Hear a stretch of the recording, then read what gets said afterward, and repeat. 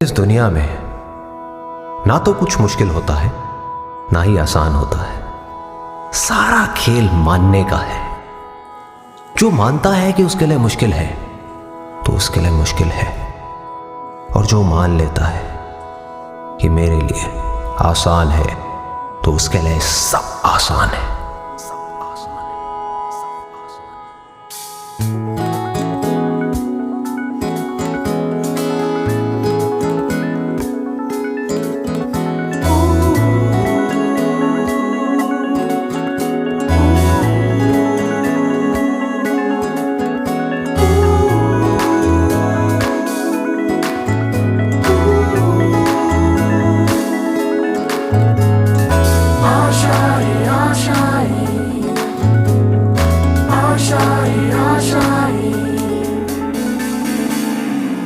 तेरी वो रफ्तार हो, रोके से भी तू ना रुके, हासिल कर ऐसा शिखर, पर्वत की भी नजरें उठे। आशाएं, उम्मीदें, अब मुश्किल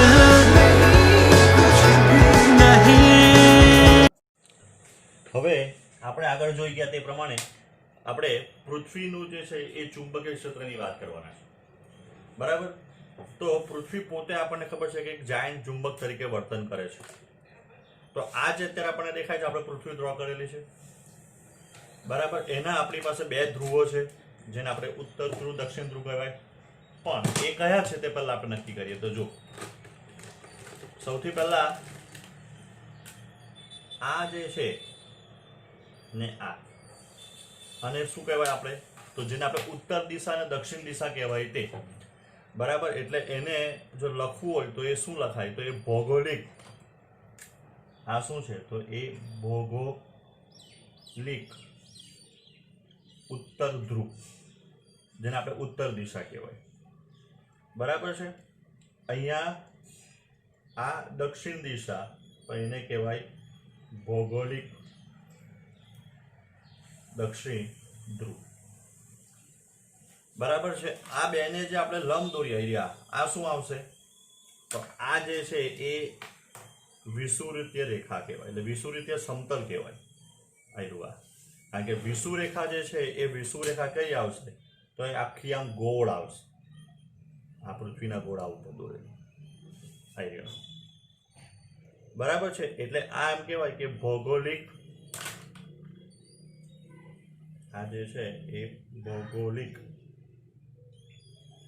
વિષુવરેખા, બરાબર છે? આ જે આપણી છે એ પશ્ચિમ દિશા થઈ ગઈ, અને આ જે છે તે પૂર્વ દિશા થઈ ગઈ, બરાબર છે? આટલું આપણને બધાને ખબર છે. હવે ઉત્તર ધ્રુવ ને દક્ષિણ ધ્રુવને જે જોડતી જે રેખા છે, કાલ્પનિક રેખા, જેને આપણે કહેવાય રેખાંશ કહેવાય. આ જે છે એ શું છે? તો એ રેખાંશ આવ્યા, બરાબર? પૃથ્વી પર ઘણા બધા રેખાંશ જે છે તે દોરેલો આ રીતે કાલ્પનિક, એ હોતા નથી, આપણને ખબર છે. આ રીતે,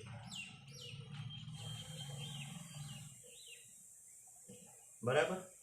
હવે રેખાંશ શું દર્શાવે? સૌથી ઇમ્પોર્ટન્ટ વસ્તુ શું છે? તો રેખાંશ.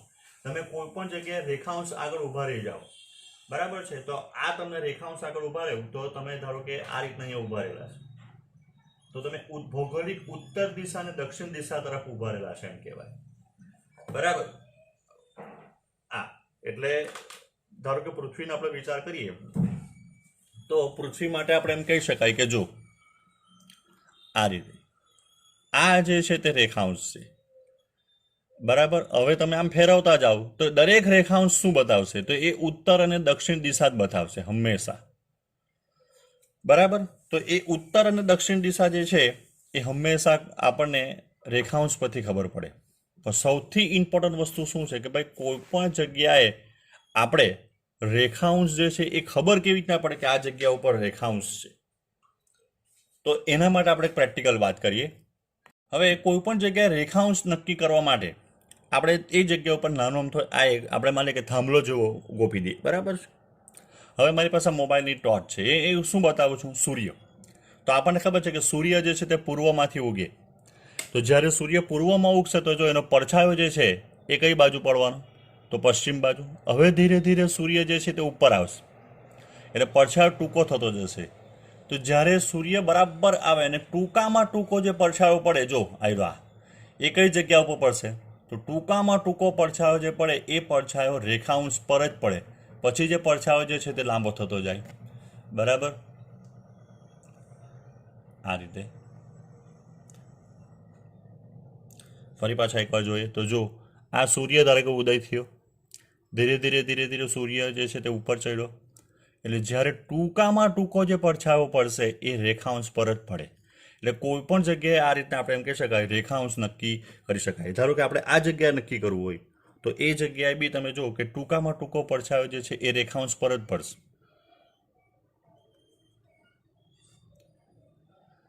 બરાબર? એટલે આ રીતે શું થાય તો કોઈ પણ જગ્યાએ એમ કે રેખાંશ નક્કી થઈ જાય. હવે આ તો વાત થઈ ભૌગોલિક ઉત્તર ધ્રુવ દક્ષિણ ધ્રુવની અને રેખાંશની. આપણે જે ચર્ચા કરતા છે, કોની ચર્ચા કરતા છે? તો પૃથ્વીના ચુંબકીય ક્ષેત્રની. તો પૃથ્વીનું જે ચુંબકીય ક્ષેત્ર જે છે એની અંદર આપણે વાત કરીએ તો એના બી જેમ કે જાયન્ટ ચુંબક જે છે એને બી બે ધ્રુવ છે, એક ઉત્તર ધ્રુવ અને એક દક્ષિણ ધ્રુવ. તો એનો જે દક્ષિણ ધ્રુવ જે છે એસ, બરાબર છે, એક જે છે એ દક્ષિણ ધ્રુવ જે છે એ ભૌગોલિક ને ઉત્તર દિશામાં કોઈ જગ્યાએ કેનેડાની અંદર છે. આ બાજુ આ એનો કોણ છે? પૃથ્વીના ભૂચુંબકનો જે છે એ દક્ષિણ ધ્રુવ છે. એ પ્રમાણે એનો જે ઉત્તર ધ્રુવ જે છે એ દક્ષિણ બાજુ, એનો જે ઉત્તર ધ્રુવ જે છે એ દક્ષિણ બાજુ એન્ટાર્કટિકામાં ખસે છે અહીંયા. એટલે આ બેને જે જોડતી રેખા જે છે, આ બેને જોડતી રેખા, બરાબર છે? હા, તો એ બેને જોડતી રેખાનો આપણે વિચાર કરીએ તો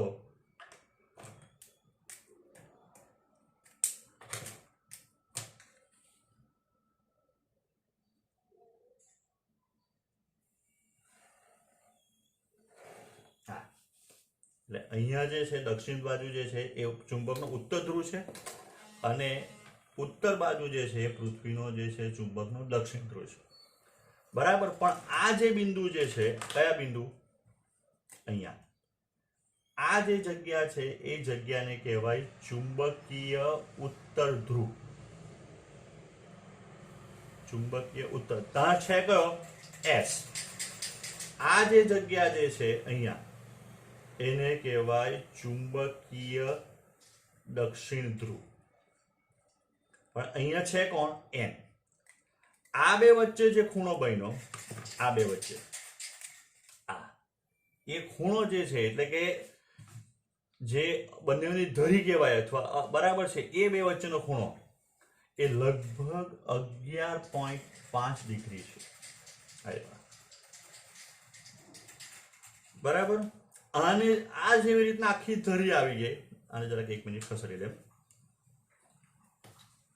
હા,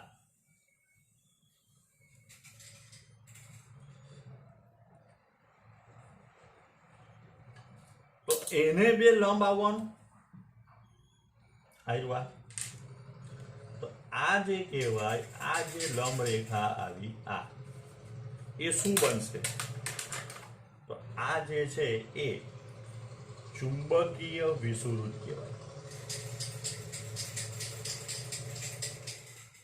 એને શું કહેવાય? ચુંબકીય વિષુવવૃત્ત. ને એને જે આપણે એમ કહેવાય કે આ રેખા દોરીએ તો આ ચુંબકીય વિષુવવૃત્તીય સમતલ થઈ. એ બે જગ્યાએ છેદે એકબીજાને. પૃથ્વીની ચુંબકીય વિષુવરેખા જે છે તે અને પૃથ્વીની પોતાની ભૌગોલિક વિષુવરેખા જે છે એ બે જગ્યાએ છેદે. એક જગ્યા જે છેદે એ કઈ જગ્યા ઉપર છે? તો એ 174 ડિગ્રી પૂર્વ અને બીજી છે તે 6 ડિગ્રી પશ્ચિમ છે. આ બે જગ્યાએ. તો આ જે છે આપણે બેઝિક વાત કરી કે પૃથ્વીનું જે છે એમાં બે ભાગમાં આપણે વહેંચી કાઢીએ. હજુ થોડુંક બાકી છે, પણ આપણે રિવિઝન જેવું કરીએ કે એક તો આપણે ભૌગોલિક ઉત્તર ધ્રુવ દક્ષિણ ધ્રુવ નક્કી કર્યા, જેને આપણે ઉત્તર દિશા અને દક્ષિણ દિશા તરીકે કહેતા હતા.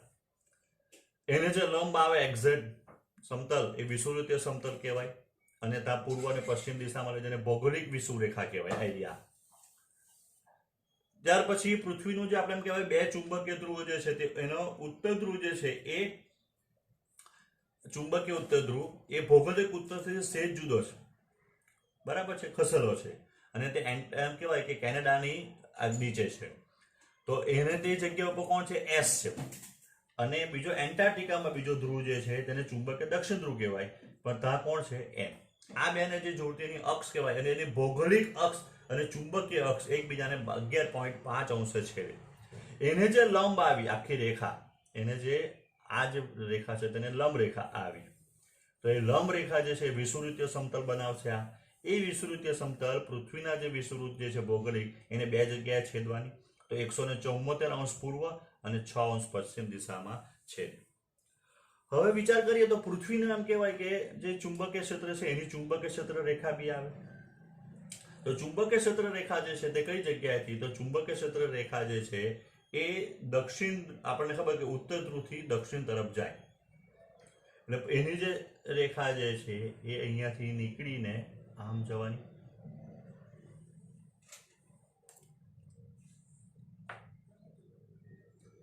આવી આપણને ઘણી બધી ચુંબકીય ક્ષેત્ર રેખા જે જોવા મળે.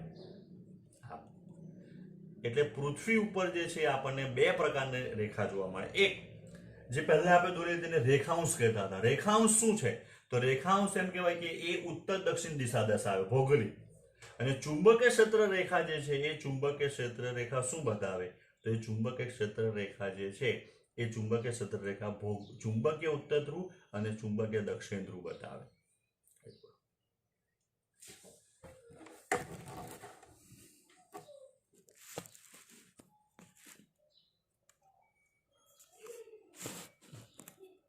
હવે જો ભૌગોલિક આપણે ઉત્તર ધ્રુવ દક્ષિણ ધ્રુવ અથવા કોઈ પણ જગ્યાએ રેખાંશ કેવી રીતના નક્કી થાય પ્રેક્ટિકલી આપણે જોઈએ.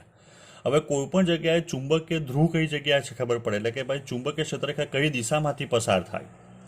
બરાબર, આપણે જે અહીં બધી દોરેલી હતી આગળની જે આકૃતિ હતી એ આકૃતિમાં જોયું તો આ જે બ્લુ લાઇન જે આપણે દોરેલી તે ચુંબકીય ક્ષેત્ર રેખા છે. બરાબર, પણ આપણે કોઈ પણ જગ્યાએ જોવા જઈએ તો પ્રેક્ટિકલી આપણે રેખાંશ બી નથી દેખાતું પૃથ્વી ઉપર, અને ચુંબકીય ક્ષેત્ર રેખા બી નથી દેખાતી. તો આપણે એકવાર પ્રેક્ટિકલી જોઈ તો ગયા. શું જોઈ ગયા? કે ચુંબકીય ક્ષેત્ર રેખા ભૌગોલિક ઉત્તર ધ્રુવ અને દક્ષિણ ધ્રુવ રેખાંશ કઈ રીતના નક્કી થાય કોઈ પણ જગ્યાએ. તો હવે અહીંયા ચુંબકીય ક્ષેત્ર રેખા કઈ દિશામાં પસાર થતી હોય તો એ નક્કી કરવા માટે એક ચુંબકીય કે મેગ્નેટિક નીડલ આવે, જેને આપણે સાદી ભાષામાં ફોકાયંત્ર જેવું કહેવાય. તો એને આ રીતના મૂકેલી છે, તમે જુઓ તો બરાબર ધ્યાનથી આપણે જોઈએ તો એ જે ચુંબકીય જે નીડલ જે છે એ અત્યારે તમે જુઓ તો એક્ઝેક્ટ ઉત્તર દક્ષિણ જે છે સ્થિર રહેલી છે. બરાબર, એટલે આ રીતના પ્રેક્ટિકલી કોઈ પણ જગ્યાએ, બરાબર, પ્રેક્ટિકલી આપણે કોઈ પણ જગ્યાએ જે છે એ આવી ચુંબકીય સોય મૂકીએ અને ચુંબકીય સોય જે છે એ જે દિશામાં સ્થિર રહે આ રીતે, તો માનવાનું કે એ દિશામાંથી તે જગ્યા પર ચુંબકીય ક્ષેત્રરેખા શું થશે? પસાર થતી હશે. બરાબર, જગ્યા બદલી કાઢો તો આની ડિરેક્શન છે થોડીક ચેન્જ થઈ જશે. બરાબર, તો જો એટલે ચુંબકીય ક્ષેત્રરેખા જે છે થોડીક હવે જો તમે ક્રોસ પસાર થશે અહીંયાથી. એટલે અલગ અલગ જગ્યાએ જે ચુંબકીય ક્ષેત્ર રેખા જે છે તે અલગ અલગ જગ્યાએથી પસાર થાય. એટલે હવે આપણને ખબર પડી જવી જોઈએ કે ભાઈ રેખાંશ કેવી રીતના કોઈ પણ જગ્યાએ નક્કી થાય અને કોઈ પણ જગ્યાએ ચુંબકીય ક્ષેત્ર રેખા જે છે તે કઈ રીતના નક્કી થાય પ્રેક્ટિકલી. એક વખત હવે ચુંબકીય ક્ષેત્ર આપણે રેખાંશ નક્કી કરી દીધા પછી આપણે જો તો કોઈ જગ્યા ઉપર માને અહીંયા આ જે છે આ જગ્યા આપણે જે આપણને પિંક લાઈન દેખાય છે તો એ પિંક લાઈન પર આપણે એ શું છે? તો રેખાંશ છે. તો આ ધારો કે સ્થળ કોઈને આપણે નામ આપીએ પી બિંદુ છે ધારો કે, તો એ પી બિંદુ આગળ શું થયું? તો એ પી બિંદુ આગળ આપણે એમ કે આપણને ખબર પડી કે ભાઈ રેખાંશ અહીંથી પસાર થતા છે. તો એ જગ્યા ઉપર આપણે કોઈ દિવાલ જેવી બનાવી દઈએ, એટલે કે એક એને લંબ સમતલ કરીએ. બરાબર. તો એ સમતલ શું બતાવશે? તો એ સમતલ જે છે અહીંયા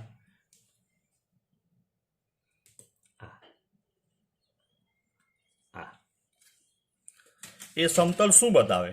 તો એ સમતલ એને કહેવાય જીઓગ્રાફિકલ મેરિડિયન. જીઓગ્રાફિકલ સમતલ અથવા જીઓગ્રાફિકલ મેરિડિયન આવ્યું આ. એટલે કોઈ પણ ધારો કે આપણી પાસે આ જે છે વિચાર કરી આ રીતનું એક સમતલ બનાવી દઈએ, બરાબર, અહીંયા દિવાલ જેવી સાદી ભાષામાં. તો એ સમતલ શું બતાવશે? તો એ સમતલને જીઓગ્રાફિકલ મેરિડિયન કહેવાય. જીઓગ્રાફિકલ મેરિડિયન એટલે સાદી ભાષામાં બોલીએ તો જીઓગ્રાફિકલ મેરિડિયન એટલે તે જગ્યાએમાંથી એ સમતલમાંથી આપણે રેખાંશ પસાર થાય છે એ સાચી ભૌગોલિક ઉત્તર ધ્રુવ અને દક્ષિણ ધ્રુવ દિશા છે એમ કહેવાય. ધારો કે અહીંયા જ આપણે દોરેલું હતું આ જગ્યા ઉપર, તો એ જગ્યા ઉપર આપણને સમતલ આમ જ મળતે. બરાબર છે. આ જગ્યા પર સમતલ જે છે એ આપણને આમ જ મળતે. દેખાય સમતલ? થોડું ક્રોસ કરીને બતાવું. તો એ જે સમતલ જે છે આપણે ડ્રો કરીએ તો એ સમતલ જે છે અહીંયા, બરાબર, તો એ સમતલ ને શું કહેવાય? તો એ સમતલ જે છે એને જીઓગ્રાફિકલ મેરિડિયન કહેવાય. જીઓગ્રાફિકલ મેરિડિયન એટલે સાચી ઉત્તર દિશા અને સાચી દક્ષિણ દિશા દર્શાવતું સમતલ અહીંયા. કારણ કે એ હંમેશા જે છે એ રેખાંશ પર અને રેખાંશ એટલે સાચી ઉત્તર દિશા અને સાચી દક્ષિણ દિશા એટલે કે ઉત્તર ધ્રુવ અને દક્ષિણ ધ્રુવને જોડતી રેખા. એટલે ધારો કે આપણે પી બિંદુ જે અહીંયા પસંદ કરેલું છે એ પી બિંદુ આગળ આપણે વિચાર કરીએ તો પી બિંદુ આગળ દોરેલું સમતલ, એ સમતલ આપણને શું બતાવશે? તો આ જે સમતલ જે છે એ સમતલ આપણને બતાવશે જીઓગ્રાફિકલ મેરિડિયન.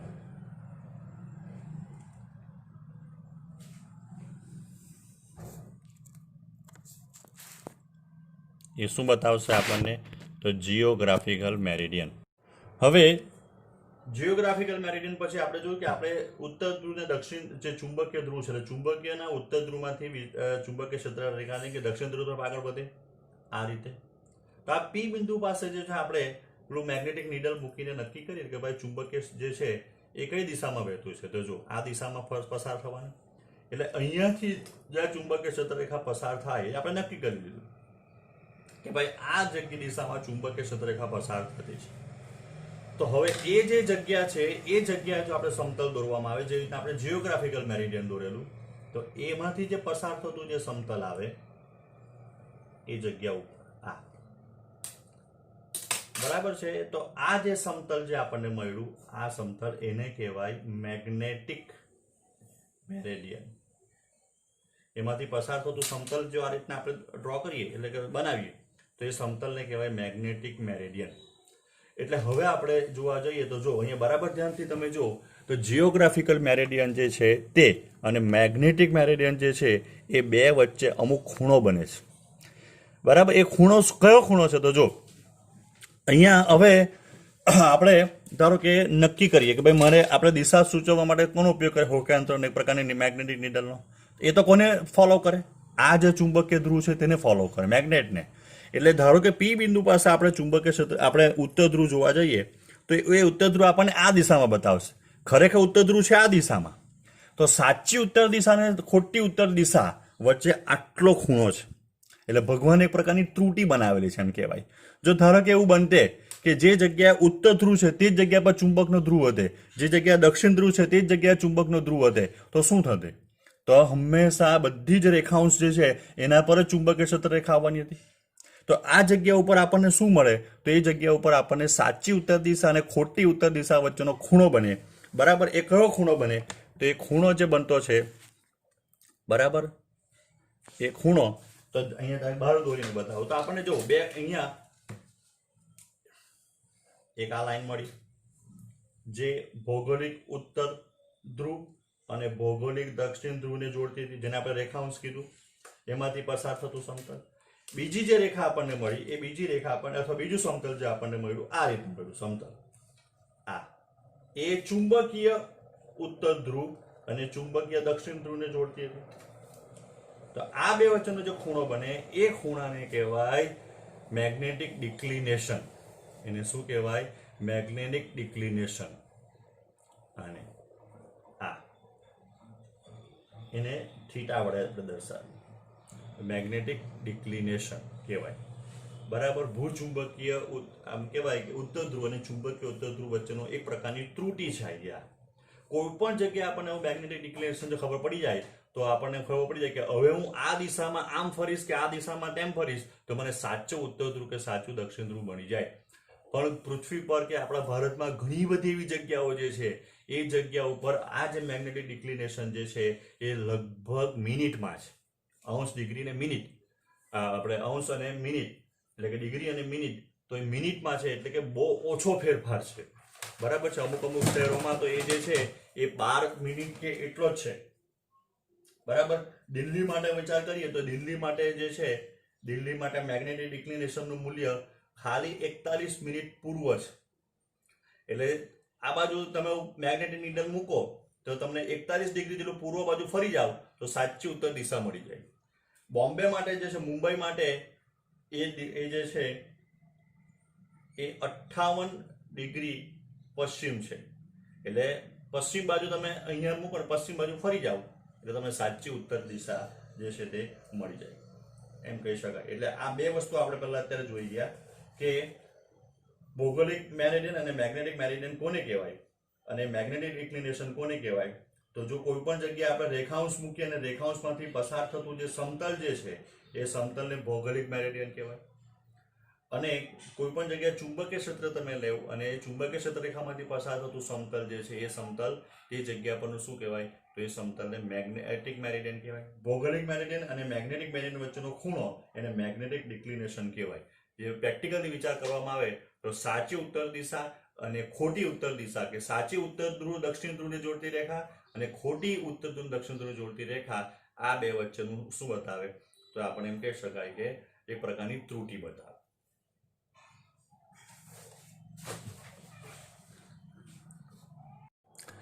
હવે આપણે જોઈ ગયા કે પૃથ્વી પર જે છે N ને S આ રીતનું છે ચુંબક, બરાબર. ધ્રુવ અહીંથી ચુંબકીય ક્ષેત્ર રેખા જે છે એ આ રીતની આપણે ડ્રો કરેલી, બરાબર. રેખાંશ જે છે ને અને ચુંબકીય ક્ષેત્ર રેખામાં બેમાં ફરક શું? એક તો જો ચુંબકીય ક્ષેત્ર રેખા જે છે ને એ આપણે આ રીતના દોરી, આ બધી ચુંબકીય ક્ષેત્ર રેખા છે. રેખાંશ અને ચુંબકીય ક્ષેત્ર રેખામાં મેઇન ડિફરન્સ શું? તો રેખાંશ પૃથ્વીના સમતલ પર જ હોય. આ પૃથ્વી જો હોય તો પૃથ્વીના સમતલ પર જ આપણે રેખાંશ દોરેલા હોય, કાલ્પનિક. જ્યારે ચુંબકીય ક્ષેત્ર રેખા જે છે એ પૃથ્વીના સમતલની ઉપર બી હોય, હવામાં, આપણે એમ કહી શકીએ.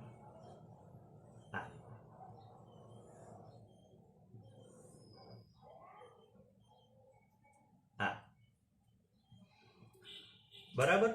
એટલે કોઈ પણ જગ્યાએ આપણે મેગ્નેટિક મેરિડિયન લઈએ ને, એ મેગ્નેટિક મેરિડિયન બને શું? તો જો આ જગ્યાએ મેગ્નેટિક મેરિડિયન લેવો ને આમ સમતલ બનાવો તમે, તો એમાંથી ચુંબકીય ક્ષેત્ર રેખા પસાર થાય, બરાબર. એટલે મેગ્નેટિક મેરિડિયન એટલે સાદી ભાષામાં બોલવું હોય તેમ બોલાય કે મેગ્નેટિક મેરિડિયન એટલે સમાન ચુંબકીય ક્ષેત્ર રેખા ધરાવતું સમતલ. અથવા મેગ્નેટિક મેરિડિયન એટલે એવું સમતલ કે જેમાં પૃથ્વીનું સમાન ચુંબકીય ક્ષેત્ર છે. સમાન કેમ? તો જો આપણે જોવા જઈએ તો પૃથ્વી કેવું છે? વક્ર છે. આપણે જો તો પૃથ્વી કેવી છે? વક્ર. પણ આપણે નાનો ભાગ લઈએ તો એ કેવી દેખાય? સમતલ. ગ્રાઉન્ડ જે આપણે લઈએ આપણે તો કોઈ પણ ગ્રાઉન્ડ આપણને કેવું દેખાય? સમતલ. કારણ કે આપણે બહુ મોટા વક્રનો નાનો ભાગ લેતા છે. એટલે આ ચુંબકીય ક્ષેત્ર રેખા આપણને વક્ર છે પણ એનો નાનો ભાગ તમે લેવો તો આવી સુરેખા મળે, બીજીની બાજુમાંથી બી સુરેખા, એટલે આ બંને બીજાને સમાંતર પસાર થવાની. એટલે જો ક્ષેત્ર રેખાઓ સમાંતર હોય અને બીજાથી સમાન અંતર આવેલી હોય તો એમ કહેવાય કે એ તો સમાન ચુંબકીય ક્ષેત્રનું દર્શાવે. એટલે હવે આપણે મેગ્નેટિક મેરિડિયન જો નક્કી કરીએ તો મેગ્નેટિક મેરિડિયન છે શું? તો મેગ્નેટિક મેરિડિયન એટલે એમ કહી શકાય સમાન ચુંબકીય ક્ષેત્ર ધરાવતું એક પ્રકારનું સમતલ. ચાલો હવે નેક્સ્ટ જો અહીંયા બિંદુ P જે છે, આ બિંદુ P, એ P પાસે આપણે આ એક ચુંબકીય ક્ષેત્ર રેખા પસાર થતી છે એવું વિચાર કરીએ. એટલે એમાંથી દોરેલું સમતલ એટલે શું આવે? તો મેગ્નેટિક મેરિડિયન. તો મેગ્નેટિક મેરિડિયન એટલે તેમાંથી પસાર થતું સમતલ. તો આ આપણે સમતલ ડ્રો કર્યું. હવે એ સમતલની અંદર આપણે શું કરીએ? તો જે સમતલ જે છે એને આપણે આ રીતે જોઈએ. જો એ જે સમતલ છે, બરાબર, એ સમતલમાં શું કર્યો છે? તો જે રીતના આપણે ઘરમાં ઘડિયાળ લટકાવીએ તે રીતના એ મેગ્નેટિક મેરિડિયનની અંદર આપણે એક ચુંબકીય સોય લટકાવે છે, બરાબર છે.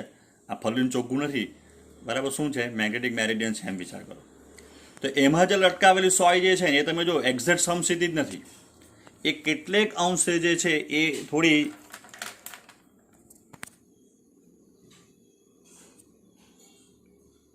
ક્રોસ છે, નમેલી છે. આ જો સમસ્થિતિ લેવામાં આવે તો સમસ્થિતિ સાથે અમુક ખૂણો બનાવતી નીચે નમેલી છે ને એક બાજુ ઉપર નમેલી છે, આમ બરાબર. એટલે આપણે જ્યારે મેગ્નેટિક મેરિડિયનમાં આવી રીતના કોઈ ચુંબકીય સોય લટકાવીએ, બરાબર છે, મૂકીએ તો એ ચુંબકીય સોય જે છે હંમેશા ચુંબકીય ક્ષેત્રરેખાને ચુંબકીય ક્ષેત્રરેખામાંથી શું થાય તેમ કે પસાર થાય.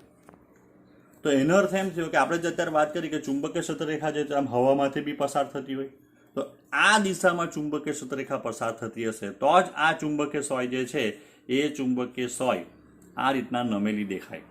એટલે મેગ્નેટિક મેરિડિયનમાં જ્યારે ભુજ આવી ચુંબકીય સોય લટકાવવામાં આવે એટલે કે ઉધ્વ સમતલમાં પરિભ્રમણ કરી શકે તે રીતના લટકાવવામાં આવે તો એ સમસ્થિતિ સાથે અમુક ખૂણે નમેલી રહે.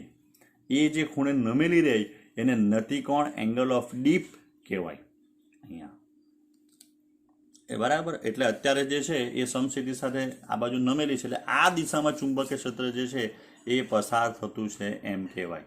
ચુંબકીય ક્ષેત્રરેખા આ દિશામાં, એટલે સમસ્થિતિ સાથે જે અમુક ખૂણો બનાવ્યો નમેલો એ ખૂણાને કહેવાય એંગલ ઓફ ડીપ અથવા નતિકોણ.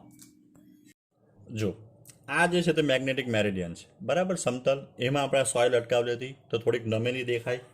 એનો અર્થ એમ થાય કે આ જે દિશા જે છે આ દિશામાંથી ચુંબકીય ક્ષેત્રરેખા પસાર થાય. ધારો કે અત્યારે આને લઈ લે, બરાબર છે. તો હવે આપણે જો ડ્રો કરીએ તો એનો અર્થ કે પૃથ્વીનું જે ચુંબકીય ક્ષેત્ર જે છે એ અહીંયાથી પસાર થતું છે, બી આ, બરાબર. એ સમસ્થિતિ જે છે તે આ છે સમસ્થિતિ અહીંયા. તો આ જે ખૂણો બન્યો આ, એ ખૂણાને એંગલ ઓફ ડીપ અથવા નતિકોણ કહેવાય, ફાઈ. તો એના આપણને બે ઘટક મળે. પહેલો જે ઘટક આપણને મળવાનો કયો મળવાનો, તો જે પહેલો જે ઘટક મળે આપણને એ કલર બી પતી જવાના. ઓકે, ચાલો. તો અહીંયાથી આપણે એના બે ઘટકોનો વિચાર કરીએ તો આ જે આપણને પહેલો જે ઘટક મળવાનો અહીંયા આ બાજુ અહીંયા, આ કયો ઘટક હશે તો એ BH કહેવાય, પૃથ્વીના ચુંબકીય ક્ષેત્રનો સમસ્થિતિજ ઘટક. આ પૃથ્વીનું ચુંબકીય ક્ષેત્ર છે એમ સમસ્થિતિજ ઘટક. તો આપણે જોઈ ગયા કે આ જે સમતલ જે હતું ને આ તેને સમાંતર છે આ, એટલે સમસ્થિતિજ દિશામાં આવવાની એ જે આ, ને આપણે પહેલા વાત બી કરી આ સમસ્થિતિજ સીધા સાથે જેટલો ખૂણો નમેલો હોય એને નતિકોણ કહેવાય. એટલે આ સમસ્થિતિજ થઈ ગયું, બરાબર. એને સમસ્થિતિજ ઘટક કહેવાય. બીજો જે ઘટક આપણને મળે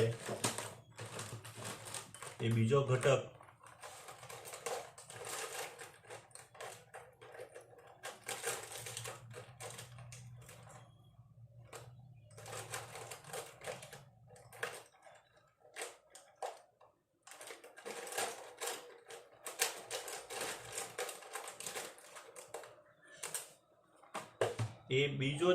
મળે એ ઘટક આ મળવાનો.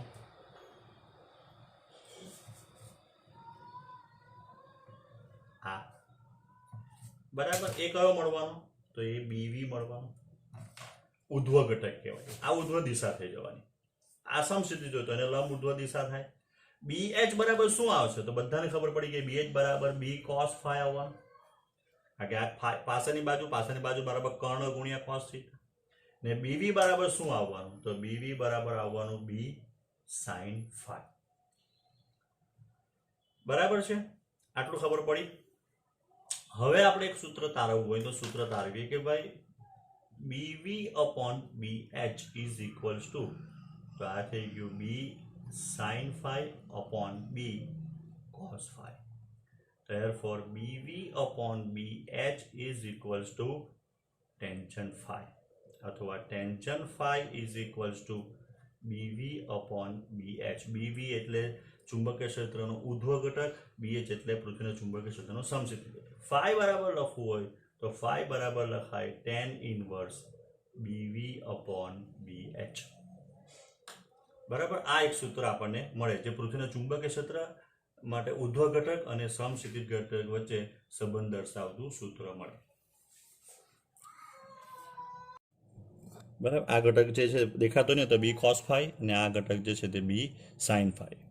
બરાબર, એટલે આ જે આપણને મળે બી એચ બરાબર બી કોસ ફાઈ, કારણ કે આ કોસ ફાઈ જે છે એની પાસેની બાજુ છે. બરાબર, ને આ જે ફાઈ અહીંયા જે છે સામેની બાજુ થવાની જે આપણે અહીંયા દર્શાવેલી છે, તો એ બીવી બરાબર થવાનું બી સાઇન ફાઈ. બરાબર,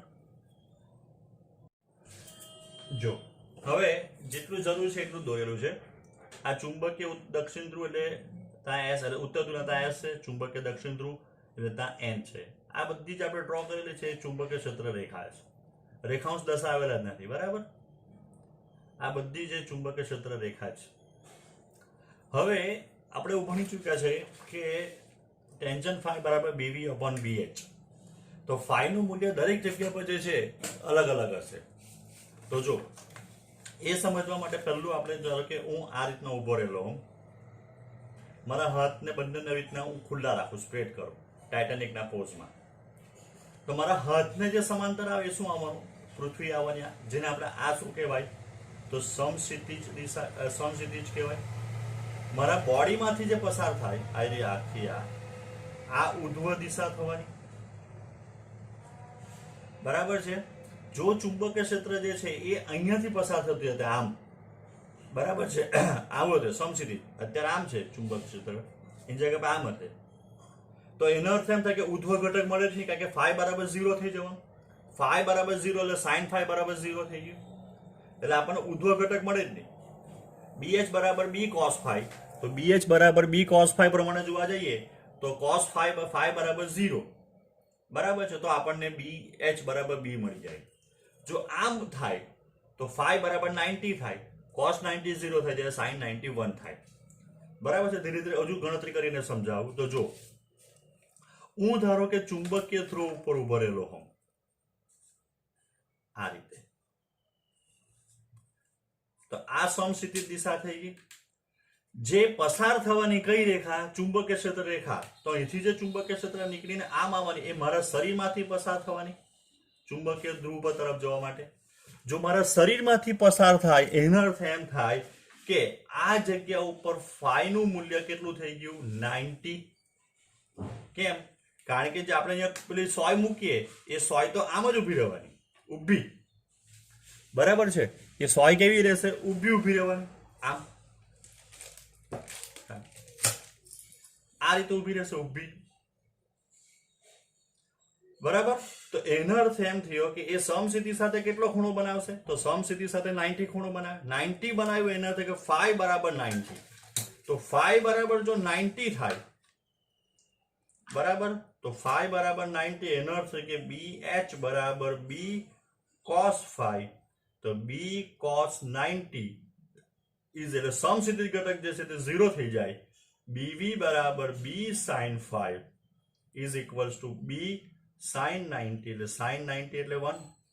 આ જે સૂત્ર છે સૂત્રમાં કિંમત મૂકીએ તો tangent phi is equals to B V બરાબર કેટલા? 1 અને બીએચ બરાબર 0. તો એનો અર્થ કે ઇન્ફિનિટી થઈ ગયું. તો એનો અર્થ કે ફાઈ બરાબર 90 આવી ગયો. ગણતરી પરથી બંધ બેસતું આવી ગયું. બરાબર છે. અહીંયા